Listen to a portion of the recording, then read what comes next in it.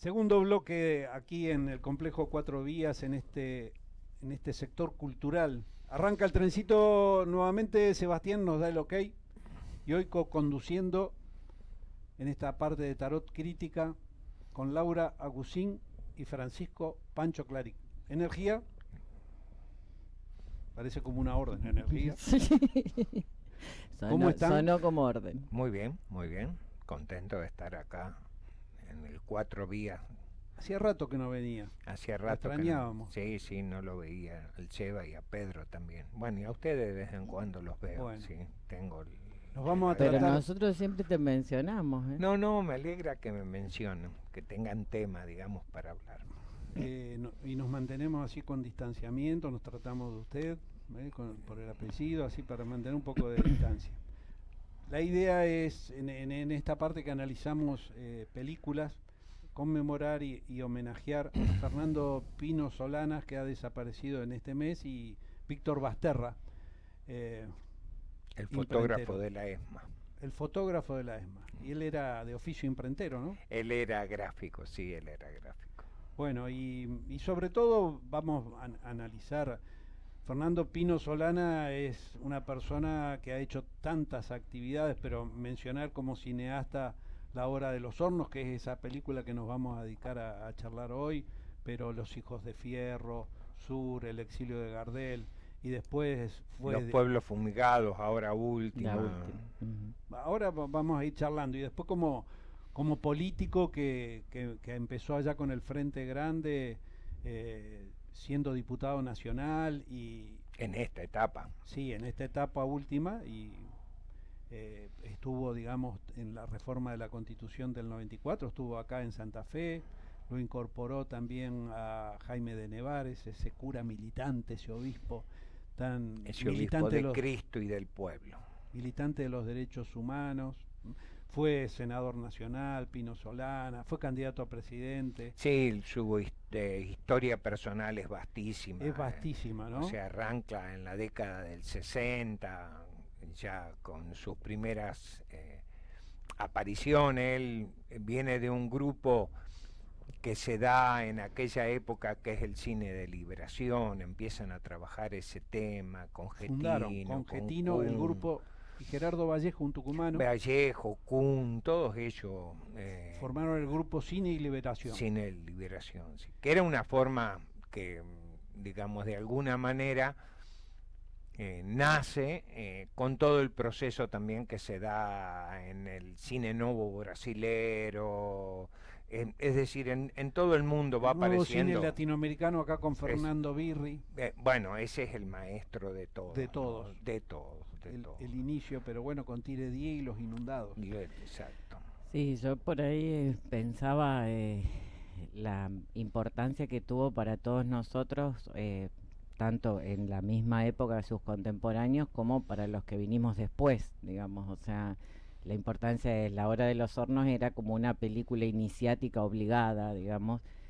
Y en cierta medida, o sea, leía en el página 12 que el homenaje es al militante, al dirigente y al dirigente político y al cineasta, al artista, digamos, que en él los términos estaban indisolublemente unidos, digamos, su obra de arte, su cine, planteó un nuevo cine político, o sea que es a partir de ahí un cine militante. Una herramienta para modificar, para hacer política a través del lenguaje del cine, que este grupo de cine y liberación, que eran debatir las películas, porque le daban la palabra, y antes los rollos se agotaban y cuando se prendía la luz para cambiarlo ya la gente empezaba a hablar, y después se quedaba charlando el debate, ¿no? Que era Yo creo que esto es una cosa que nace, creo que el primer impulsor de que cambia el aspecto de cine, quizás eso usted sepa más porque usted es un experto en esto, creo que Bertolt Brecht es uno de los primeros que comienza a interpelar desde el escenario, ¿no?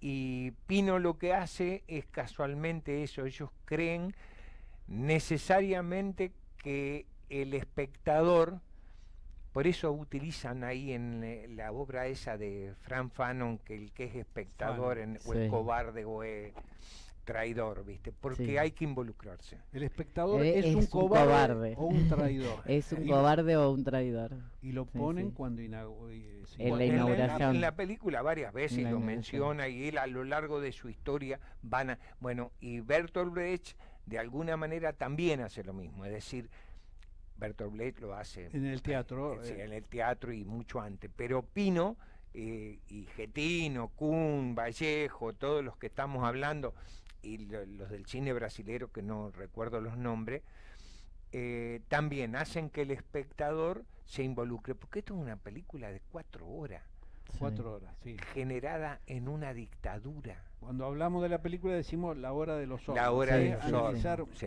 pero Ahí como está. muestra un botón para ver lo que es Pino Solana. No, Ahí está la imagen que me parece Ahí Sebastián, Ya que grande, empezamos. está atento, ¿no? Bien, Ujú. bien, Sebastián. la hora de los ojos. Está concentrado esta vez.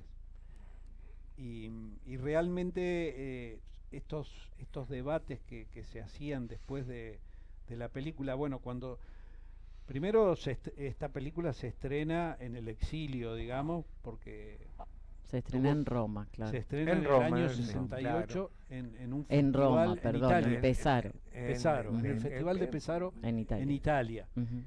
Que fue increíble, dice que la gente lo sacó en andas, lo Ujú. quería tocar, se armó un despelote en la plaza, terminaron varios presos, pero bueno, fue un movimiento y ahí cerca estaba el Festival de Cannes, y bueno, y esta película se ha pasado en 70 países, se ha traducido, Sí, esa bueno, inauguración es en un contexto también, ¿no? político Mayo después del francés. Contexto mayo político del francés. Mayo francés, O sea, toda la evolución post-revolución cubana, ¿no? Ujú. Que es el quiebre de la historia de posguerra, es la revolución Sí. cubana en el 58, y a partir de ahí hasta llegar a la década del 60, donde aparecen todos estos intelectuales, Convendic, Althusser, que dan otra impronta y se produce a nivel.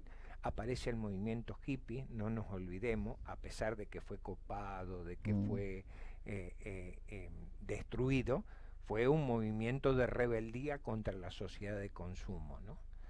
Bueno, es muy lindo charlar con usted porque son como dos libros abiertos y van tocando muchos temas, pero usted lo mencionó a Bertolt Brecht en el teatro, él hacía ese teatro político y decía, distanciaba al espectador, era para que no se conmoviera y pudiera reflexionar, digamos, Eso es. y trabajaba mucho con los carteles, Ujú. y que es lo que hace en esta película.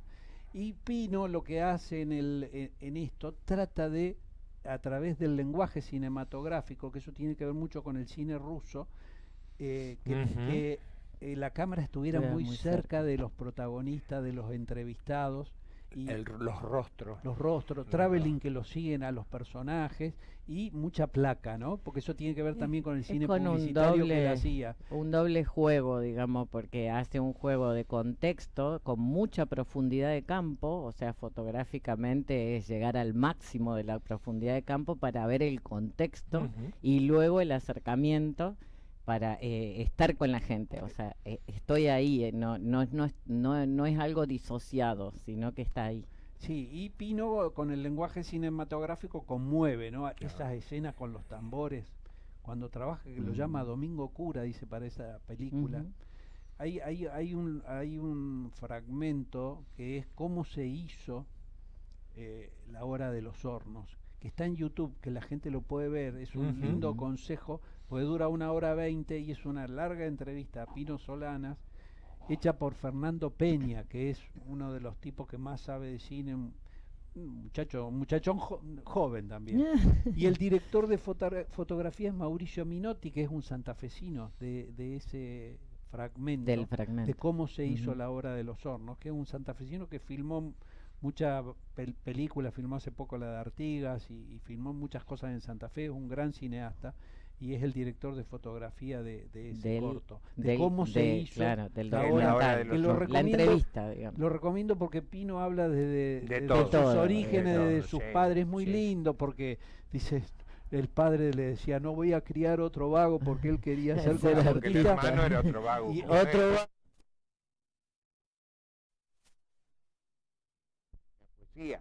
el hermano. Además, historietas. Pero sí, aparte, el Pino termina haciendo historieta porque el hermano se va para otro lado, no sé si se va... Y le deja a él, y él hace historieta Sí. y cine publicitario, que eso le hace conocer esto que decías vos, ¿no? El impacto sobre el espectador y tratar de involucrarlo, ¿no? De conmoverlo, De ¿no? Él decía conmoverlo. que...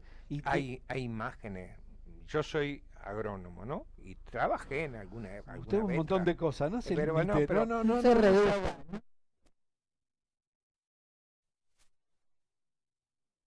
Pino, de las muertes de las vacas en el frigorífico, que habla de, de las tomas de los frigoríficos y la lucha del sindicato de la carne. Y hay una imagen de una cabeza llena de sangre muerta, muerto el animal después del sacrificio, y muestran, porque antes se mataba con una masa. Con un martillo. Una masa con una bola No, de hierro. Que uno la vio, porque a mí me ha tocado ir a ser parte de todo ritual. Lo que era de verle los animales, de saber si estaban o no, mirar los ganglios, una cosa muy vieja. Y uno lo ve en la película y realmente tiene otra dimensión. Porque uno en el hecho de estar trabajando, qué sé yo, es una cosa, pero verlo en la película y ver esos rostros de los obreros, como igual con lo de las cañas en Tucumán, los campesinos, esa cámara que se acerca y les va sacando la historia, es como que la estuvieran escrita en la cara y en los ojos, en esa mirada con una profunda tristeza que uno no sabe por qué, pero debe ser la tristeza de la condición social, ¿no? La exclusión, el sacrificio, y Pino lo retrata, ¿no? Bueno, y después ellos fundan con Octavio Getino, que es el otro guionista y de La Hora de los Hornos. Gran guionista. Gran guionista, lo que se llamó el tercer cine. En contraposición a lo que fue el primer cine, que era el cine hollywoodense, el segundo cine, el cine de autor europeo, y ellos hablan del tercer cine, que es este cine militante, este cine que sirva el lenguaje, esto que vos decís, para conmover, pero en el sentido de conmoción para modificar cosas en el ser humano. Porque ellos lo usan como una herramienta política. Es que es un ensayo político. Para acción, o sea, era para la acción. Esto en el reportaje que le hacen a Pino, él lo deja muy claro. Él dice, si mis películas no sirven para accionar, no sirven para nada, digamos. O sea, era para la acción, para hacer. Sí, y también sí teorizar sobre el tercer cine, de lo que podría ser. Por eso digo, o sea, quizás Pino Solana, con todas estas presentaciones y con La Hora de los Hornos primero, le dio un vuelco muy grande a lo que es el cine político, digamos, ¿no? O el documental político o el cine político, porque las ficciones también, El exilio de Gardel es una ficción y sin embargo está cargada de historia, cargada de nuestra historia, cargada de ese momento, y donde el tango adquiere otro significado, no es el tango desde lo individual, sino es una cuestión colectiva de búsqueda de identidad, de encuentro con el otro, no es el hombre solitario, digamos, ¿no? O sea, no tiene nada que ver con eso. Bueno, y esa película, yo me acuerdo, bueno, se estrena ya en el 68 y yo creo que en Argentina es en el año 70. En el 74 se pasa por primera vez en una sala comercial, pero parte de esto que él marca, y que esto hay que analizarlo alguna vez, en ese ensayo que hace Pino hasta llegar a ese, es todo como, hay dos elementos que es mi experiencia, ¿no? Acá en Santa Fe creo que se pasaron partes, porque 4 horas había que mantener a la gente. No, pero no a la gente, el lugar. Sí, la seguridad. Era todo clandestino. Era todo clandestino, claro. ¿No? Y la clandestinidad, Buenos Aires, Rosario, Córdoba, tenían más donde esconderse en los clubes de barrio, qué sé yo. Yo creo que acá pasaron, no sé si todo en el Instituto de Cine, habría que preguntarle al Conejo López, a ver que cómo tiene fue. una buena, el otro día rescataron algo que filmó él, que me parece que tenía que ver con la zafra en Tacuarembó, en aquella zona, y que hace también de este tipo de cine, ¿no? Pasarla en aquella época. No, yo lo que yo sí vi, la parte de Perón, que era lo que me interesaba, donde Perón hace el análisis de por qué en el 55 no peleó, que es una discusión de nuestra generación, ¿no? La discusión que nosotros teníamos con la izquierda en aquel entonces, que Pino la menciona de alguna manera, es que la izquierda siempre cuestionó que Perón en última instancia era un cagón, se había ido, qué sé yo. Y Perón ahí eso lo aclara. Él es un viejo dirigente que entre la sangre y el tiempo elige siempre el tiempo, ¿no? Nuestra generación tuvo otra reacción, elegimos otro camino, pero eso sí lo vi antes del 73, ¿no? Es decir, antes de que viniera la democracia de aquella época, y era parte de las formas que militábamos. Por eso está bueno lo de Pino, de decir cómo impactaba él, porque después estaban las conversaciones de quienes relataban que la habían visto y relataban, nos contaban, había una transmisión oral de esto que es muy importante. Pero era una forma, nosotros acá en Santa Fe hemos tenido montones de esas prácticas de ver o escuchar cintas de Perón y debatirlas. O formativas, ¿no? Había mucho, era mucho documento mimeografiado, juntarse 4 o 5 y debatir el documento, leerlo y debatirlo, en ¿no? Eso que decís, que el tema de cómo fue tomando diferentes temas, ¿no? de la Argentina real y lo que él creía que había que analizar de esa Argentina, muy relacionado con eso, él dice, bueno, y hay que tomar también el tema de la violencia. Violencia sí, violencia no, ¿por qué? O sea, y la discusión, que también era una discusión fuerte, en contexto grande, internacional, digamos, ¿no? Y bueno, es lo que yo digo, el quiebraaguas de la Revolución Cubana, por supuesto, después va a venir Vietnam, van a venir, hay experiencias en Venezuela y en Brasil antes que acá en la Argentina de lucha armada, ¿no? Los Tupamaros en Uruguay, bueno, todo lo que fue Montonero, FARC, FAP, ERP en la Argentina. Después aparece el MIR en Chile, en todo el mundo, en África, que el Che va a pelear a África, y era una discusión que venía de la concepción de que el poder nacía de la boca del fusil, ¿no? Bueno, una discusión que quedó en esa época. Podríamos seguir hablando un montón sobre esto, pero bueno, nos quedan 5 y me parece hablemos que de Víctor Basterra. de Víctor Basterra, este fotógrafo de la ESMA, ahí nuestro querido Sebastián, ya atento como siempre. Ahí está, todo espectador es un cobarde, un traidor. Eso que eso cuando se estrenó ahí está lo de Víctor. Mirá la casualidad, ¿no? El día que Borges, que era un adherente o que fue un adherente a la teoría de los 2 demonios, va al juicio, me gustaría saber por qué fue, pero bueno, fue, y eso es lo importante. Hay un solo testigo, uno solo ese día, y es Víctor Basterra, porque la discusión de él, el testimonio de él duró 5 horas, ¿no?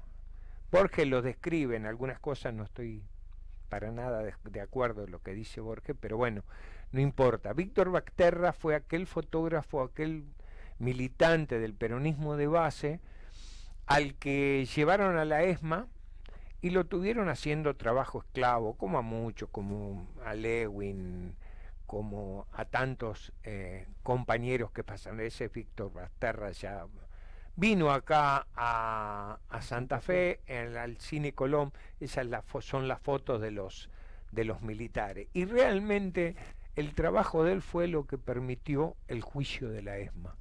Porque fue un trabajo que realmente uno lo mira desde acá, yo que estuve preso y no alcanza a dimensionar, porque la cárcel fue una parte del infierno, pero la ESMA y Campo de Mayo son el centro del infierno, ¿no? Y este trabajo que hizo este militante creo que va a quedar para toda la vida, porque ver esas fotos, yo hay veces que miro las fotos, bueno, yo tengo una foto también mía de cuando me reconocieron, ¿no? Pero haber sacado las fotos de esos compañeros que se ven ahí, y fue una tarea, yo no sé de dónde sacó el coraje, porque hay que tener coraje después de pasar por la ESMA, porque no es el coraje que puede tener la persona libre, que en determinado momento, esta persona, él dice y habla de cómo lo iban degradando, ¿no? Y cómo él supera, bueno, creo que esa frase que pone ahí, todo espectador es un cobarde, un traidor, él decide personalmente no ser ni cobarde ni traidor. Él actúa. Mirá cómo juntamos sin querer la película La Hora de los Hornos y el homenaje a Víctor Basterra en ese trabajo tan importante que fue sacar. Sí, y que sirvió para llevar a la acción. ¿Sí? La semilla de estas películas fue, porque después todo cambió, después del 68 se pasó a la acción, y en este caso, como vos bien mencionás, la acción de Víctor, ¿no? Y Pino fue un tipo que estuvo bastante cerca de lo que fue el peronismo de base, y la FAP y todo eso, ¿no? Que es de donde venía Víctor Basterra. Bueno, entonces creo que es una persona para homenajear y recordar y siempre, recordar, ¿no? Sí. Y bueno, y Pinos, que termina en el siendo representante de Argentina en la UNESCO, en el gobierno de los Fernández. De los Fernández, sí, señor. Y estamos ya por llegar a un año que estuvimos en esa plaza histórica del regreso, me acuerdo. Alberto y Cristina. Y sí, yo me acuerdo. Parece que hace 10 años. Pero gracias a Dios yo estaba con el Bauti. Pasó un año. Un año. Gracias a Dios yo estaba con el Bauti. Bueno, que... no entremos en detalle, no es necesario. No voy a entrar en ningún detalle, pero yo me acuerdo de ustedes dos. Bueno, hacemos el cierre, agradecerles a Laura y a Pancho, digno representante para charlar de estos temas, agradecerle especialmente. No sé si quiere sacar una última carta para ver las energías. Le damos esa, de arriba, de abajo. De arriba siempre. De arriba siempre. Para el cierre, fíjese lo que le sale, lo que nos sale a todos, la luna. El tema de la emocionalidad, el tema de las cosas que no vemos y que necesitamos ver. Las cosas que no vemos y necesitamos ver, ¿sí? Que de alguna manera representa eso que necesitamos ver y que las podemos ver, porque que tenemos que hacer el esfuerzo por verlas. Recomendarle a la gente que en YouTube vea La Hora de los Hornos, y que vea la entrevista a Pino también, porque me parece como que es muy rica, digamos, en lo que él mismo nos cuenta de cómo hizo la película. Bien. De cómo la desarrolló. Pancho, ¿algo más? No, eso, que hay que despejar las tinieblas de la historia, ¿no? Eso, la luna dice que a la luz de la luna no se ve el camino, entonces hay que hacer el esfuerzo por verlo. Y para verlo, bueno, son necesarios esos imprescindibles como Pino, como Víctor Basterra, que nos ayudan a interpretar por dónde tenemos que ir en la memoria, verdad y justicia, ¿no? Bueno, con estas palabras nos despedimos con este pequeño homenaje a Víctor Basterra y a Pino Solanas, agradecerle a los dos, y nos encontramos el viernes que viene con lo que pasa en la cultura en Santa Fe. Gracias.